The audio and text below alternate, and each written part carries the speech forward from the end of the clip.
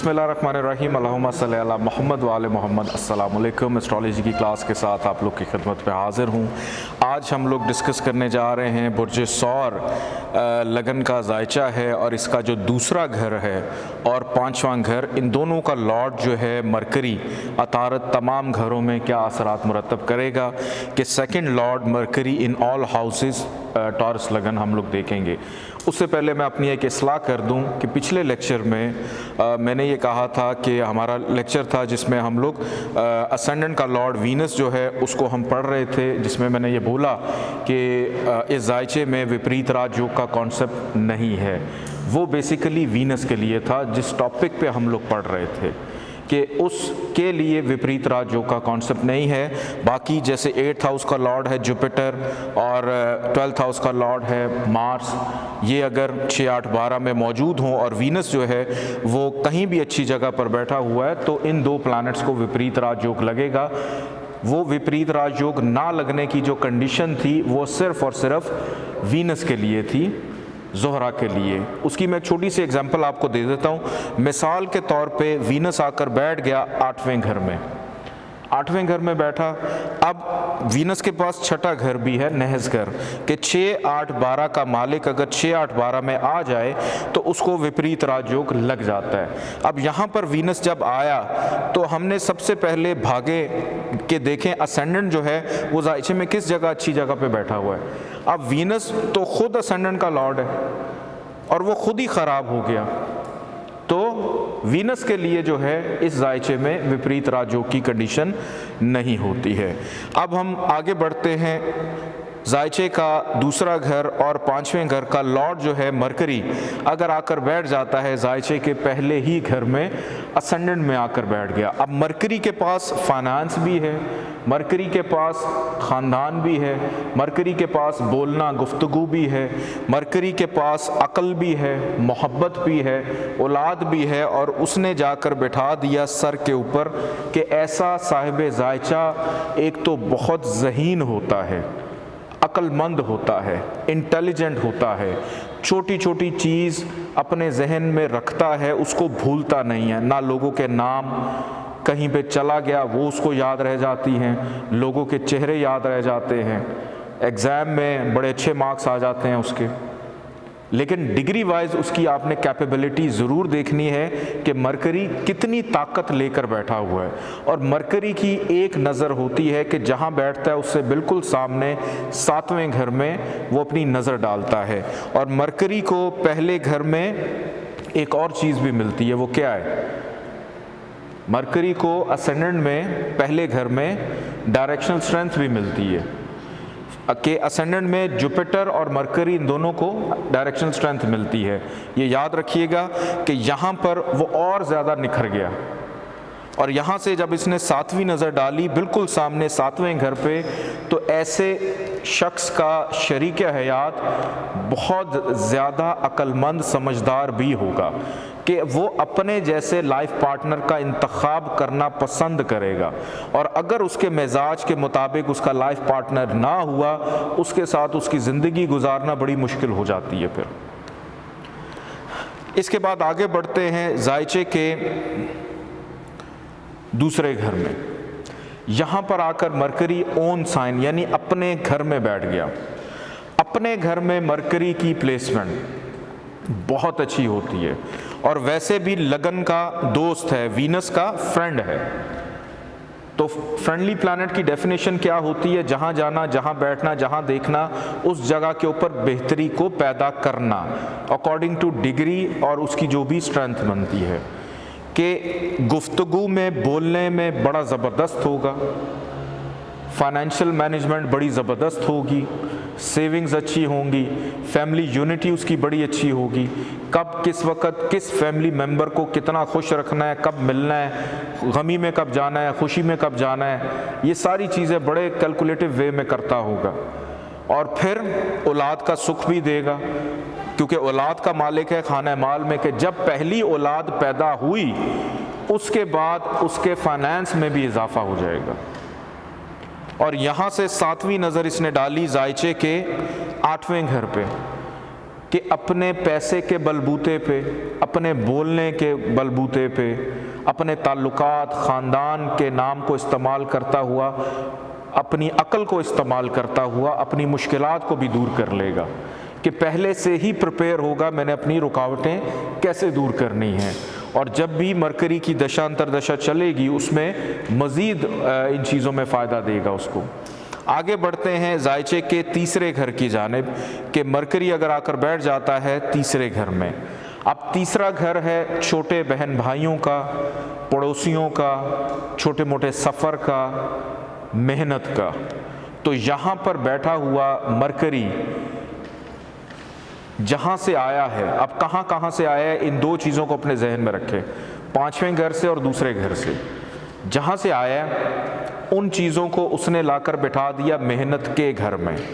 औलाद के लिए मेहनत, मोहब्बत के लिए मेहनत, पैसा बचाने के लिए मेहनत, ख़ानदान को जोड़ने के लिए मेहनत, और जिधर बैठा है छोटे बहन भाइयों की ज़िम्मेदारी, उनके लिए मेहनत।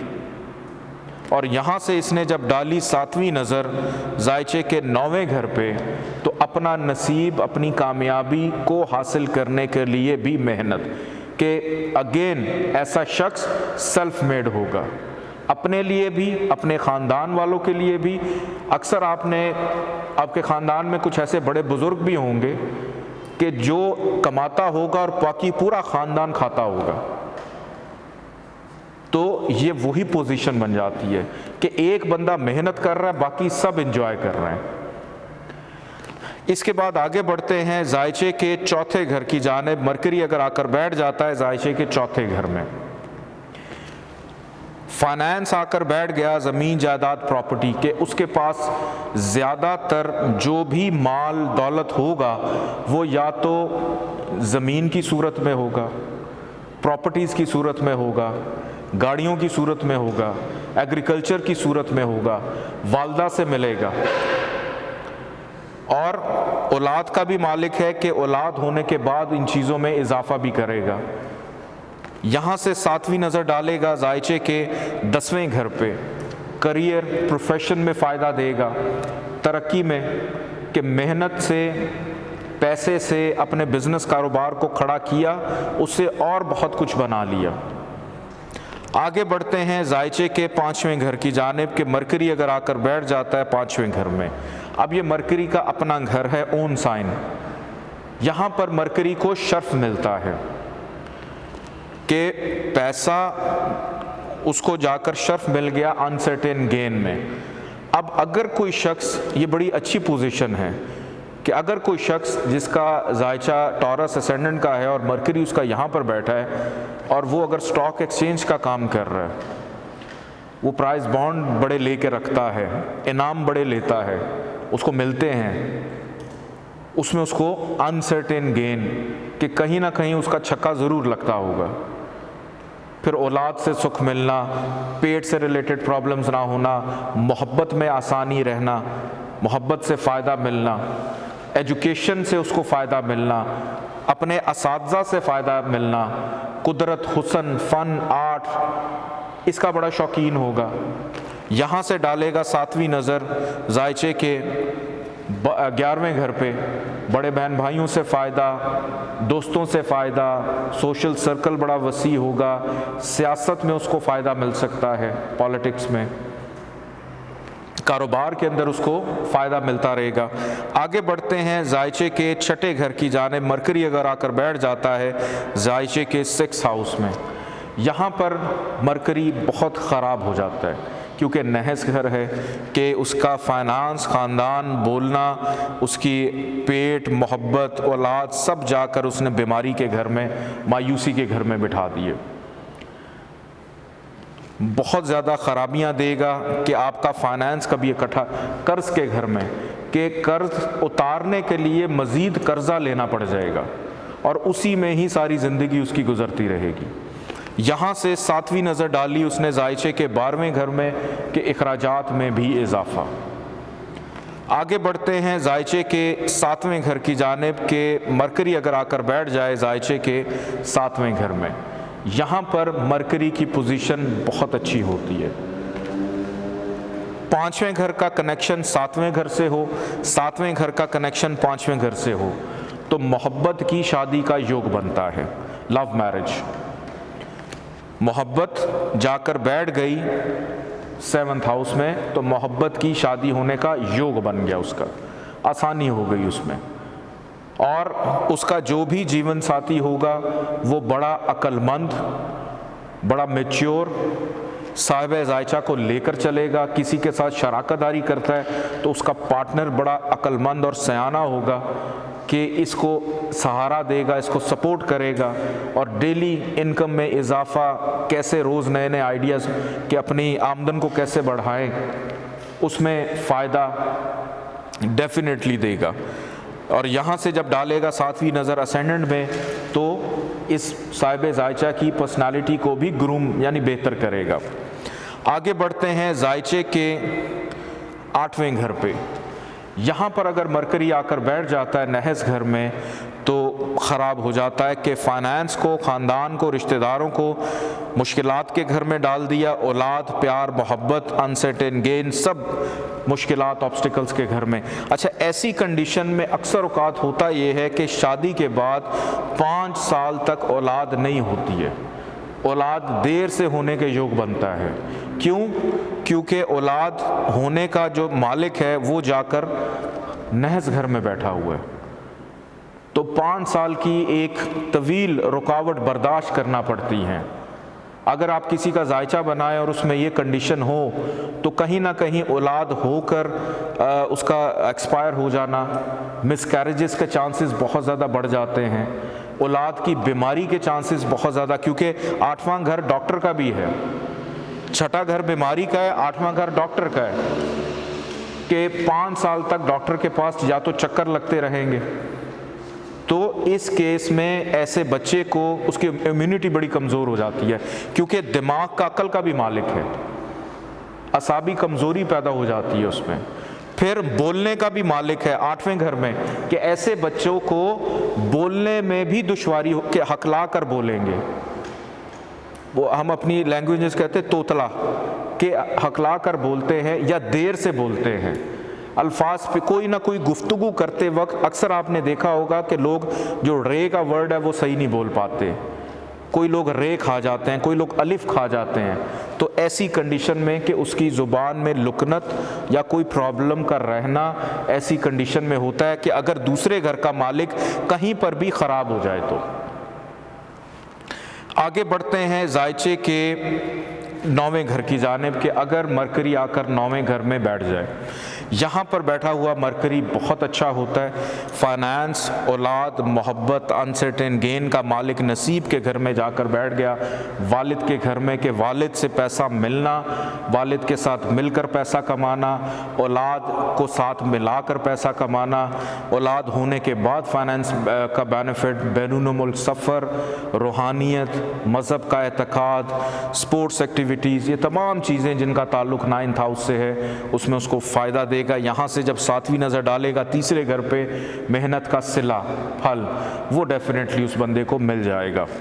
आगे बढ़ते हैं जायचे के 10वें घर की जानिब, के मरकरी अगर आकर बैठ जाए जायचे के 10वें घर में, यहाँ पर मरकरी की प्लेसमेंट बहुत अच्छी होती है कि काम काज, करियर, प्रोफेशन के घर में फाइनेंस का लॉर्ड आ गया, पैसा आ गया, कुछ भी करना है पैसा मौजूद है, कुछ भी करना है पैसा मौजूद है, और अक्ल का भी मालिक है, और जाकर काम काज कारोबार में बैठ गया कि ऐसा बंदा कोई भी काम करेगा तो उसके लिए उसको दिमाग का इस्तेमाल बड़ा करना पड़ेगा। हो सकता है चार्टर्ड अकाउंटेंट हो सकता है कोई ऐसा काम हो कि जिसमें सारा काम ही उसका दिमाग का हो, लिखने पढ़ने का काम हो, तख्लीकी काम हो, क्रिएटिव काम हो, इनोवेशंस करता हो, तो साइंटिस्ट भी हो सकता है, क्योंकि उसके काम काज में अकल जाकर बैठ गई कि बग़ैर दिमाग लड़ाए उसका कोई काम नहीं। और यहाँ से 7वीं नज़र उसकी जब पड़ी जायचे के 4थे घर में, तो घर का सुख, घर वालों का सुख, वालदा से प्यार मोहब्बत, अपनी असासाजात, ये सारी चीज़ें इसमें उसको फ़ायदा मिलेगा। आगे बढ़ते हैं जायचे के 11वें घर की जानिब। कि मरकरी अगर आकर बैठ जाता है 11वें घर में तो यहाँ पर फाइनेंस का लॉर्ड और औलाद का मोहब्बत का लॉर्ड जाकर बैठ गया 11वें घर में, और यहाँ पर मरकरी को हबूत होता है, यानी नीच का हो जाता है, डिबिलिटेशन का।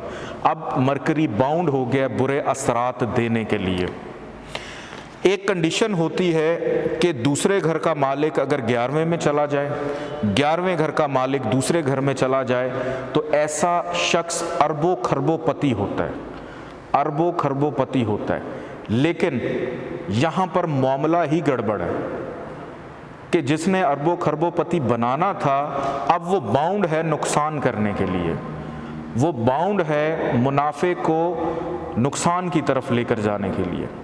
इसको कहते हैं बदकिस्मती। कोई सवाल अगर आपसे करे, जायचा बनाए, मेरी किस्मत ठीक नहीं है, मुझे लगता है मैं बड़ा बदकिस्मत हूँ कि जो भी काम कर रहा हूँ उसमें पैसे लगते चले जा रहे हैं, कोई बेनिफिट नहीं मिल रहा, तो यही पोजीशन बन जाती है कि जिस सियारे ने आपको पैसे देने थे वही नीच का हो गया, मनहूस हो गया।